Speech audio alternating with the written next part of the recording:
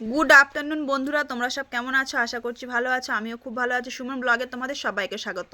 তো চলে এলাম একটা নতুন ব্লগ ভিডিও নিয়ে। তো এটা কিন্তু কোনো অন্য রকম একটু ব্লগ, একটা রান্নার রেসিপি হচ্ছে তোমাদের সাথে শেয়ার করব। দেখতে পাচ্ছ ওদিকে আলু কাটা আছে, এটা হচ্ছে লোটে মাছটা একটু মাখানো আছে নুন হলুদ লঙ্কা দিয়ে।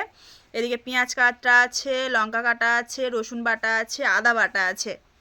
তো তোমাদেরকে তো দেখাচ্ছি, বুঝতেই পারছো। এদিকে পুঁই শাক কাটা রয়েছে। তো এই দিয়ে তোমাদের একটা কিভাবে রেসিপি তৈরি করতে হয় সেই রেসিপিটাই তোমাদের সাথে আজ শেয়ার করব।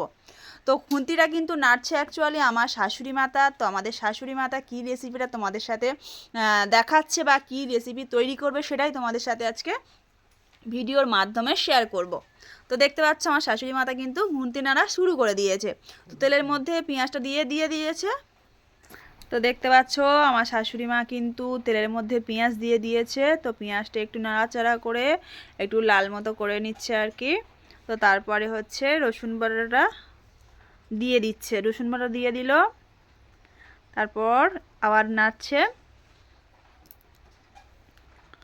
তো কি বলবো বন্ধুরা, অ্যাকচুয়াল কিন্তু বিষয়টা হচ্ছে রান্না কিন্তু আমিও করি, আমার যাও করে। তোমরা হয়তো ভাবছো তোমরা থাকতে শাশুড়ি মা রান্না করছে, সেরকম কোনো ব্যাপার নয়।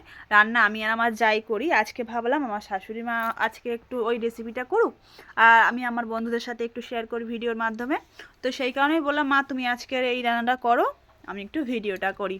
তো সেই কারণে আমার শাশুড়ি মা বসেছে আর কি লোটে মাছের তোমাদের রেসিপিটা দেখানোর জন্য।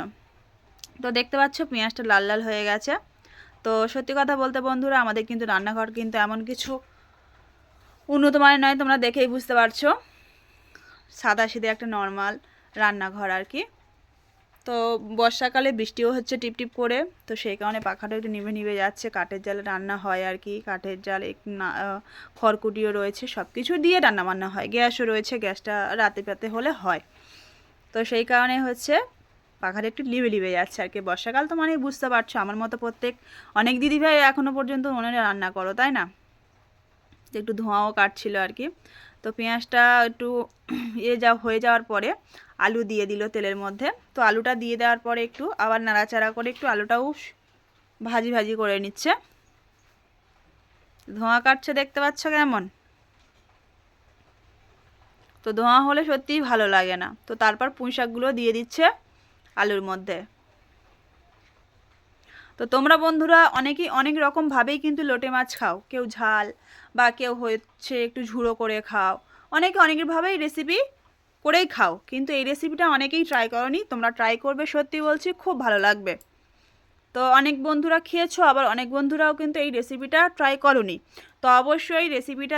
তো বন্ধুরা দেখো তরকারিটা পুরো কমপ্লিট, কেমন লুকটা এসছে বলো তরকারিটা, চচ্চড়িটার আর কি। তো দেখতে যেমন সুন্দর, খেতেও কিন্তু খুবই সুন্দর। অবশ্যই তোমরা ট্রাই করে দেখবে, অবশ্যই তোমাদেরও খুব ভালো লাগবে। তো চচ্চড়িটা কেমন হয়েছে লাইক কমেন্টে জানাবে। ভালো থেকো, সুস্থ থেকো, সব সময় পাশে থেকো। টাটা।